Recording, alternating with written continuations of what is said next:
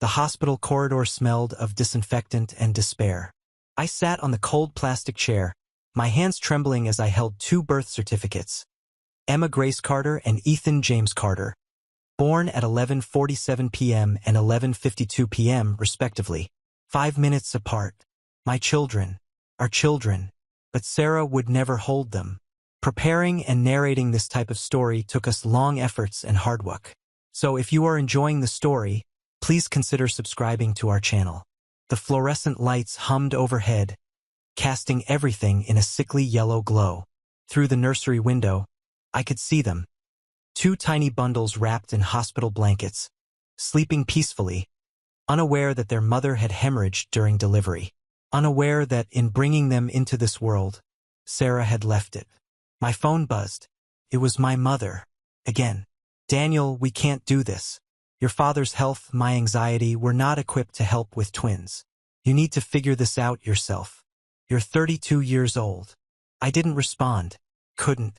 The phone slipped from my hand and clattered on the linoleum floor.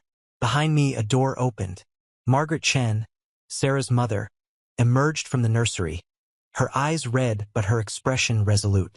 She was 61, a retired English teacher with silver hair she wore in a practical bun. Behind her came Robert, Sarah's father, 73, a former aerospace engineer who still walked with the precision of someone who'd spent his life calculating trajectories. Daniel, Margaret said softly, sitting beside me. She smelled like lavender and the peppermint tea she always carried in a thermos. We've been talking. Robert stood before me, his weathered hands clasped together. You're coming home with us. You and the twins. No discussion. I looked up at them, these people who had just lost their only daughter. I can't ask you to. You're not asking, Margaret interrupted, her voice firm despite the tears streaming down her face. Sarah would haunt us all if we let you handle this alone. And frankly, your parents. She paused, choosing her words carefully. They've made their position clear. That afternoon, my parents had visited for 17 minutes. My mother had looked at the twins through the glass, pursed her lips and said, "This is too much chaos for our retirement. We've raised our children. You'll manage." My father had simply nodded, patted my shoulder once, and they'd left. They lived 20 minutes away. "We have the guest house," Robert said, his engineer's mind already solving the problem. "It's been empty since we renovated it last year. 2 bedrooms, full kitchen, separate entrance. You'll have privacy, but we'll be close enough to help with night feedings. I've already ordered 2 cribs. They'll deliver tomorrow." Robert researched the best models, Margaret added, the ghost of a smile crossing her face. "He made a spreadsheet." "Of course I did," Robert replied. 12 different safety features to compare. I broke then, not with dramatic sobs, but with the quiet, shoulder-shaking kind of crying that comes from a place deeper than grief, from gratitude colliding with loss, from relief mixing with guilt. These people, who had every right to collapse into their own mourning, were building me a life raft. The funeral was 4 days later. Gray November sky, dead leaves scattered across the cemetery grass. My parents attended, stood in the back, left immediately after. They didn't ask to hold the twins. My mother sent a fruit basket the next week with a card that said, "Thinking of you." That was the last meaningful contact I had with them. Margaret and Robert's home became my world. The guest house was small but carefully prepared.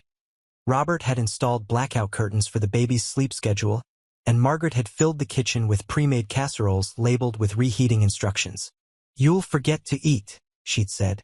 So I've made it impossible to use that excuse. The first month was a blur of 3-hour feeding cycles and diaper changes performed in the darkness at 2 a.m., 5 a.m., 8 a.m. Emma was the louder twin, her cries sharp and immediate when she needed something. Ethan was quieter, more observant, watching the world with Sarah's dark brown eyes. Both had her nose, that slightly upturned tip that made her look mischievous even when she was serious. I'd worked as a graphic designer before, freelancing from home. Now I worked in 15-minute increments, designing logos and layouts between bottles and burp cloths. The work was mindless, but it paid bills. Robert appeared every morning at 6 a.m., gently knocking on the guest house door. "I'm up anyway," he'd say, though I suspected he set an alarm specifically to help. He'd take one twin while I fed the other, his large, careful hands surprisingly adept at supporting a tiny head. "Reminds me of when Sarah was born," he'd murmur. "Terrifying and wonderful." Margaret handled the 2 p.m. shift, appearing with her thermos of tea and endless patience.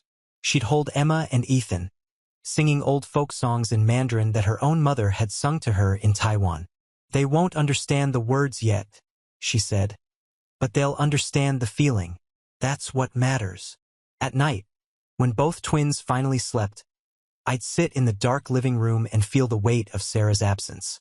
We'd planned everything together: the nursery colors, sage green, gender neutral, the names, after our grandparents, the division of labor. She'd handle nights, I'd handle early mornings. Instead, I handled everything and I was drowning. But Margaret and Robert threw me lifelines daily. Robert installed a baby monitor system that connected to all 3 houses. "Former NASA contractor," he explained. "If these babies sneeze, we'll know." Margaret taught me to batch prep formula, to recognize the different types of cries, to trust my instincts. "Sarah trusted you enough to have children with you," she said once. "That means you're capable of this. You just don't know it yet." 3 months in, my mother called. "How are you managing?" she asked, her tone suggesting she expected to hear I was failing. "We're doing well," I said, Emma asleep on my chest, Ethan in a bouncer nearby. Margaret and Robert have been helping. The twins are healthy, growing on schedule." A long pause. "I suppose that's good. Your father and I are planning a cruise in January. Panama Canal. That sounds nice. We'll send photos." She didn't ask about her grandchildren. She didn't offer to visit. The conversation lasted 3 minutes. By month 4, I'd found a rhythm. Morning walks with the double stroller through the neighborhood park, Margaret often joining me. Afternoons working while Robert entertained the twins with his collection of vintage science books. "Never too early to learn about physics," he'd insist. Evenings were family dinners in the main house, where Margaret cooked Chinese dishes her mother had taught her, and we'd eat together, passing the twins between us like a relay race. "You're doing better than you think," Robert said one evening, watching me efficiently change both diapers while discussing a client project with Margaret. "I'm surviving," I corrected. "Surviving is succeeding," Margaret replied, ladling more hot and sour soup into my bowl. "Everything else is just extra credit." The photograph arrived in late March, tucked inside a birthday card from my Aunt Linda, my mother's sister. It showed my parents at some charity gala, dressed formally, smiling at the camera. My mother wore a new dress, emerald green, expensive. The card said, "Thinking of you on what would have been Sarah's 33rd birthday. Hope you're well." What would have been? Those 3 words sat heavy in my chest. I was staring at the photo when Margaret knocked, carrying a container of homemade dumplings. She saw my face, saw the card, and sat down without asking. "They sent this instead of visiting," I said quietly. "It's been 5 months. They haven't met their grandchildren." Margaret took the photo, studied it, then set it aside. "Some people," she said carefully, "can't handle the complicated parts of life. They want the celebration without the grief, the joy without the work. Your parents are those people. They raised me. They did. And now you're raising Emma and Ethan better than they raised you, because you're doing it despite the hardest circumstances imaginable." She paused. "Sarah would be so proud of you, Daniel." Those words cracked something open in me. I realized I'd been waiting, hoping for my parents to show up, to prove they cared, to choose me and their grandchildren over their comfortable retirement. But they wouldn't. They hadn't. "We choose you," Margaret said, as if reading my thoughts. "Every day we choose you and these babies. That's what family does." The twins were 6 months old when my parents visited for the second and final time. They called ahead.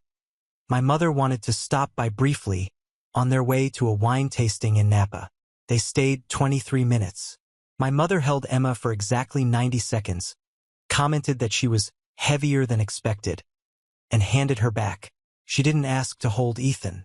My father stood near the door, checking his watch. They'd brought gifts, 2 identical stuffed bears, still with price tags attached, clearly picked up at a drugstore. "They're very alert," my mother observed, as if the twins were particularly aware houseplants. "They're meeting milestones early," I said, unable to keep the defensive edge from my voice. "Emma's already trying to sit up on her own. Ethan laughs at everything Robert does." "Robert?" My father frowned. "Sarah's father. He's here every morning helping." My mother's expression tightened. "Well, it's good someone can help." The implication was clear. She couldn't, wouldn't, and I was ungrateful for expecting her to. They left with air kisses and vague promises to do this again soon. Through the window, I watched their BMW pull away, watched my mother check her lipstick in the visor mirror, watched my father immediately turn on sports radio. Margaret appeared from the main house where she'd been tactfully absent. She didn't say anything, just took Ethan from my arms and pressed a kiss to his forehead, then did the same with Emma. "Their loss," she finally said. "Entirely their loss." The call came in September, when the twins were 10 months old. Emma had just taken her first wobbly steps, and Ethan was close behind. Margaret and Robert had thrown an impromptu celebration, complete with a cake Margaret had baked with "First Steps" written in buttercream. My father's voice was formal on the phone. "Daniel, your grandmother passed away. Your mother's mother. The funeral is Thursday. Grandma Helen." She'd sent cards every holiday, always with a $50 check and a note in her shaky handwriting. The last one had arrived on the twins' 6-month birthday, $100 and a note saying, "For the little ones. I wish I could meet them." "I'll be there," I said. "It'll just be immediate family," my father added quickly. "Very small service. Probably best not to bring the twins. Too disruptive." I brought them anyway. Margaret and Robert came with me, forming a protective circle around the double stroller as we entered the funeral home. My parents' faces went rigid when they saw us. The service was brief, well attended by Grandma Helen's church friends and neighbors. Afterward, the lawyer read the will. Most of the estate went to charity, but there was a section specifically for me. To my grandson Daniel and his children, the lawyer read, "I leave my home in Ashwood, fully paid, and the remainder of my savings, $127,000, to be used for the children's education and care. I was not able to meet Sarah, but I grieved her loss. I was not able to meet my great-grandchildren, but I loved them from afar. I hope this helps Daniel build the life he and his children deserve." My mother gasped. "That house is worth $340,000 in the current market," the lawyer confirmed. Mrs. Whitmore was very specific about her wishes. The house in Ashwood was 30 minutes from Margaret and Robert's home, in a good school district, with 4 bedrooms and a backyard. Grandma Helen had lived there for 47 years. My parents contested the will. They hired a lawyer, claimed I'd unduly influenced Grandma Helen, argued she wasn't of sound mind. The case was thrown out in 6 weeks. Grandma Helen had made the will 2 years before Sarah died, and her lawyer testified she'd been sharp as a tack, specifically stating she wanted to help her grandson when life inevitably gets hard. During those 6 weeks, my parents didn't call me, but they called their lawyer 17 times, according to the court records. When the case was dismissed, my mother sent one final email. "You've made your priorities clear. Don't expect anything further from us." I responded, "I never did." Moving into Grandma Helen's house felt like stepping into a gift I didn't deserve but desperately needed. Margaret and Robert helped me pack, helped me clean, helped me transform the space from an elderly woman's careful preservation into a home for young children. Robert child-proofed everything with the same precision he'd once used designing satellite components. Outlet covers, cabinet locks, stair gates, all installed according to a detailed schematic he'd drawn up. "Safety first," he muttered, testing each lock 3 times. Margaret helped me sort through Grandma Helen's things. We found photo albums I'd never seen, pictures of me as a child, birthday parties I barely remembered, school plays where I'd had bit parts. In every photo, Grandma Helen was there, standing in the background, smiling. She was there, I said, flipping through the pages. For everything. I didn't even realize. The people who love you don't always announce it, Margaret said softly. They just show up. We found something else too. A letter, addressed to me, written in Grandma Helen's shaky handwriting and dated 6 months before she died. Dear Daniel, I know Sarah's death has broken your heart. I know your parents have disappointed you. I know you feel alone. But you're not. You have Margaret and Robert, who love those babies as if they were their own grandchildren. You have Emma and Ethan who need you. And you have me even if I'm gone by the time you read this. The house is for building new memories. The money is for education, for opportunities, for emergencies. Use it wisely. Use it joyfully. Don't let grief make you small, Daniel. Sarah would want you to live big. All my love, Grandma Helen. I read the letter aloud to Margaret and Robert, sitting in Grandma Helen's kitchen, now my kitchen. When I finished, we sat in silence. The only sound Emma babbling to herself in the living room and Ethan banging a wooden spoon on the floor. She was right, Robert finally said. About all of it. We moved in on October 15th, the twins' first birthday. Margaret had baked a cake. Chocolate with vanilla frosting, messy and perfect. The twins smashed their pieces enthusiastically, Emma getting more in her hair than her mouth, Ethan methodically studying each handful before eating it. Speech, Robert said, raising his glass of sparkling cider. I stood, holding Emma on my hip, Ethan in Margaret's arms beside me. A year ago, I thought I'd lost everything. Sarah was gone. My parents made it clear they wanted nothing to do with this mess. I paused, looking at Margaret and Robert. But you too, you didn't have to do any of this. You'd lost your daughter. You could have retreated into your own grief. Instead, you built us a life. Your family, Margaret said simply. That's what family does. And thanks to Grandma Helen, I continued, we have a home, a real home, where Emma and Ethan can grow up knowing they're loved, knowing they're wanted, knowing that family isn't always blood. Sometimes it's choice. We clinked glasses. Emma squealed. Ethan laughed his belly laugh, the one that sounded exactly like Sarah's.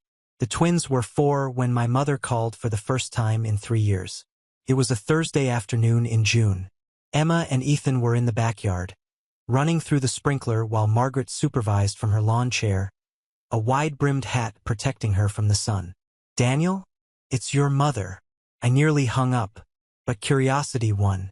Yes, your father and I. We've been thinking. The children are older now, more manageable. We'd like to arrange a visit, get to know them.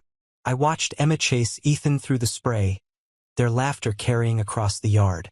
I thought about the 1,095 days they'd been alive. The nights Margaret had rocked them when they were sick. The mornings Robert had sung them silly songs while making pancakes. The way they called Margaret Nana and Robert Pops, because that's who their grandparents were. No, I said. Excuse me? You don't get to decide they're convenient now. You don't get to show up after 4 years and pretend you're grandparents. You made your choice. Live with it.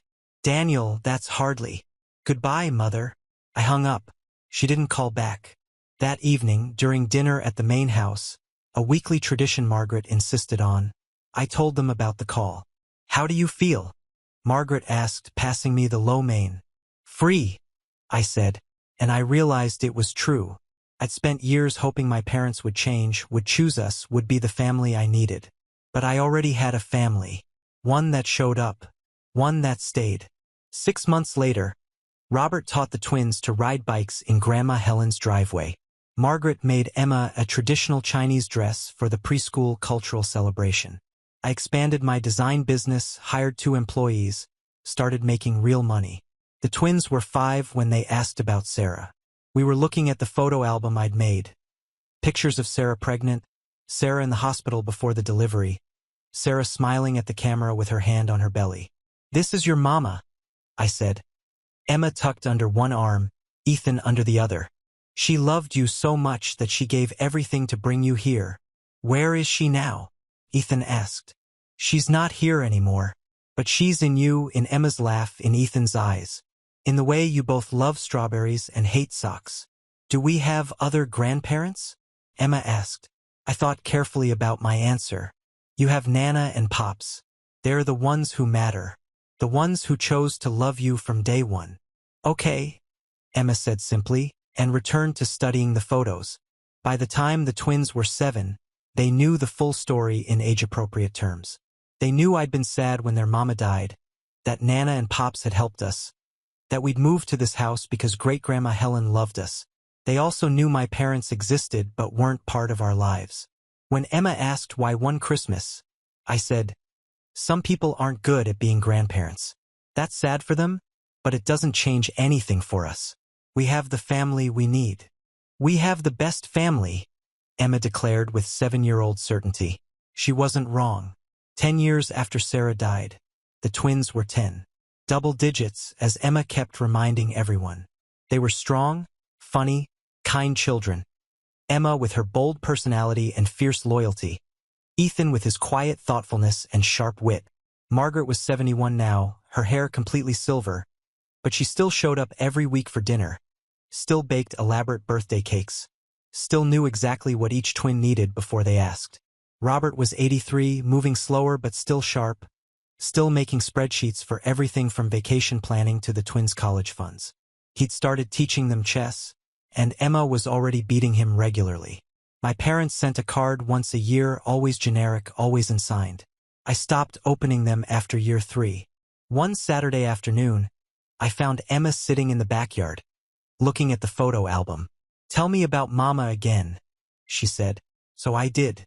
I told her about how Sarah laughed at her own jokes before the punchline. How she'd dance in the kitchen while cooking. How she'd wanted to be a mother more than anything. How she'd been brave and scared and excited all at once. I wish I could have met her, Emma said quietly. She knew you, I replied. For 9 months she knew you. She felt you kick. She sang to you. She loved you before you even took your first breath. That's enough, Emma decided. Then, with the resilience of childhood, can we get ice cream? That night, after the twins were asleep, I sat on the back porch with Margaret and Robert. We'd done this countless times over the years. Sat together in comfortable silence, watching fireflies and sipping tea. Thank you, I said suddenly, for everything, for saving us. You saved yourself, Robert replied. We just provided the scaffolding. You provided more than that. You provided a family when mine walked away. You loved my children when their own grandparents couldn't be bothered. I paused. Sarah would have loved seeing this. Seeing them with you. She knows, Margaret said softly. Somehow she knows. We sat in silence. 3 people bound together by loss and choice, by grief and love, by the decision to show up day after day after day. The twins were thriving. I was thriving. We'd built a life not despite the tragedy, but through it on the foundation of people who chose to love us when they didn't have to. My parents never met their grandchildren. They never would. And somehow I'd stopped caring. Because family isn't about biology or obligation. It's about presence. It's about choice. It's about showing up when everything falls apart and saying, we're here. We're staying. Margaret and Robert had done that. Grandma Helen had done that. And now, every day, I did that for Emma and Ethan. That was enough. More than enough. It was everything. 3 years after we moved into Grandma Helen's house, when the twins were 4 years old, something unexpected happened that changed everything. It was a cold January morning when Margaret called me to the main house, her voice urgent. Robert sat at the kitchen table, his face pale, holding a thick manila envelope. Daniel, Margaret said carefully, we received something from a lawyer about your parents. My stomach dropped. What now? Are they trying to contest something else? No, Robert said quietly. It's complicated. You should read this. Inside the envelope were bank statements, emails, and a letter from a private investigator my parents had hired. As I read, my hands began to shake. For the past 3 years, my parents had been depositing money into a secret trust fund for the twins. $2000 every month. They'd also been paying for a life insurance policy in my name, with Emma and Ethan as beneficiaries. The investigators' reports showed they'd been tracking our lives from a distance, attending the twins' preschool events while hiding in their car, watching from afar at the park, collecting every photo they could find online. But there was more. A letter from my mother, written to the lawyer but never sent to me. We made a terrible mistake. We were scared, overwhelmed. We thought Daniel needed to stand on his own, that our involvement would make him dependent. We were wrong, so terribly wrong. But now too much time has passed. How do we come back from abandoning him? From missing 3 years of our grandchildren's lives? We don't deserve forgiveness, so we help from the shadows. It's the least we can do. It's all we can do. There were photos too, pictures they'd taken from a distance. Emma's first steps in the park. Ethan's first day of preschool. Me carrying both twins, one on each hip, laughing at something Margaret had said. Pictures of all of us together, looking like the family we'd become. My father had written notes on the back of each photo. Danny looks happy. Thank God for Margaret and Robert. The twins are beautiful. They have Sarah's smile. We were such fools. I sat down heavily, the papers scattered across the table. They've been watching us? It seems they realized their mistake, Robert said carefully, but felt too ashamed to reach out. They could have just called, I said, anger rising in my chest. They could have apologized. They could have. Pride is a powerful thing, Margaret interrupted gently. Sometimes people make mistakes so big they don't know how to fix them, so they hide. They help in ways you can't see because they're too ashamed to help in ways you can. The envelope also contained a letter addressed to me, dated just 2 weeks ago. Daniel, by the time you read this, you'll know what we've been doing. The money, the watching, the cowardice. Your father had a mild heart attack last month. It reminded us that time is finite. We've wasted so much of it already. We don't expect forgiveness. We don't deserve it. We abandoned you when you needed us most. We let fear and selfishness destroy our relationship with you and our grandchildren. Margaret and Robert became the grandparents we should have been. But we'd like to try, if you'll let us, not to replace Margaret and Robert, no one could, but to be part of Emma and Ethan's lives in whatever small way you'll allow. We understand if the answer is no. We've earned that no. We love you. We always have. We were just too broken to show it properly. Mom and Dad. I read the letter 3 times, my emotions a tangled mess of anger, confusion, and something that might have been hope. What do you think I should do? I asked Margaret and Robert. Preparing and narrating this type of story took us long efforts and hard work. So if you are enjoying the story, please consider subscribing to our channel. Margaret reached across the table and took my hand. That's not for us to decide, sweetheart. They hurt you deeply, but they're also trying, in their broken way, to make amends. The question is, what do you need? What do Emma and Ethan need? I thought about the twins, now 4 years old, bright and happy and loved.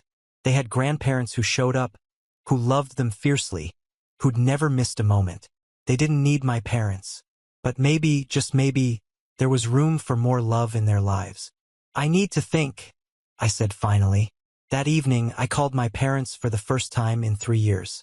My mother answered on the first ring, as if she'd been waiting by the phone. Daniel. Her voice cracked. You got the letter. I got everything, I said. The bank statements, the photos, all of it. Silence. Then, we're so sorry. We're so sorry. Sorry doesn't fix 3 years, I said, my voice harder than I intended. Sorry doesn't replace the nights Margaret walked the floors with sick babies while you were on a cruise. Sorry doesn't. You're right. My father's voice cut in. He'd picked up the other phone. You're absolutely right. We failed you. We failed Sarah's memory. We failed Emma and Ethan. There's no excuse. I took a deep breath. Why now? Why reach out now? Because I almost died, my father said bluntly. And I realized I'd die having never met my grandchildren, never apologized to my son, never tried to fix the unfixable. That's not how I want my story to end. We talked for 2 hours. They didn't make excuses. They didn't try to justify their absence. They simply acknowledged their failures and asked for a chance. Not to replace Margaret and Robert, but to be part of our lives in whatever way I'd allow. A week later, they came to the house. Margaret and Robert were there. I'd insisted on it. This was their territory too. My mother looked older, smaller somehow. My father walked with a slight stoop. They brought gifts for the twins, thoughtfully chosen, not drugstore bears. A telescope for Ethan, who loved looking at stars. A doctor's kit for Emma, who'd announced she wanted to be a pediatrician. Emma, Ethan, I said, kneeling beside the twins. These are my parents. Your other grandparents. They made some mistakes, but they'd like to meet you. Is that okay? Emma studied them with her usual directness. Do you like dumplings? My mother blinked. Yes. Good. Nana makes the best dumplings. She can teach you. Emma turned to my father. Can you play checkers? I can learn, he said, his voice thick with emotion. Okay, Ethan said simply. You can stay. It wasn't perfect. It wasn't even easy. But over the next months and years, my parents slowly, carefully built relationships with Emma and Ethan. They came to birthday parties, sitting quietly in the back, respectful of Margaret and Robert's primary roles. They attended preschool graduations, piano recitals, soccer games. They learned to make dumplings from Margaret. My father learned checkers and chess from Robert. They never tried to replace the grandparents who'd raised the twins. They understood their place, supplementary, grateful to be included at all. On Emma and Ethan's 10th birthday, as we gathered in the backyard for the celebration, I watched my parents laugh with Margaret and Robert, watched the twins run between all four grandparents, collecting hugs and presents and love. My mother approached me, tears in her eyes. Thank you, she whispered, for giving us another chance. We didn't deserve it. No, I agreed. You didn't. But Emma and Ethan deserve to know all the people who love them. And you do love them. You just forgot how to show it. We'll never forget again, my father said firmly. That's a promise. Margaret appeared at my elbow, watching the scene with a slight smile. Look at that, she said. A family. Messy, complicated, broken and rebuilt. But a family. Thank you, I said to her, for everything. For making this possible. You made it possible, Daniel. You chose forgiveness when you could have chosen anger.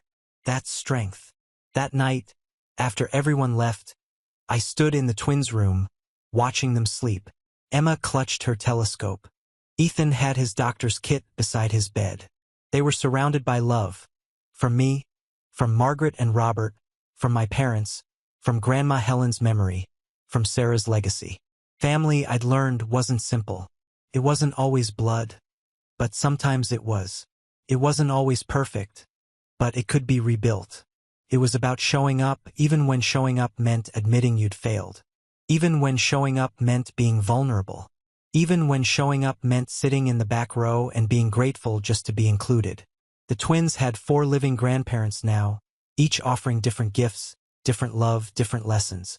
They had a father who'd learned that forgiveness didn't mean forgetting, but it did mean allowing space for change.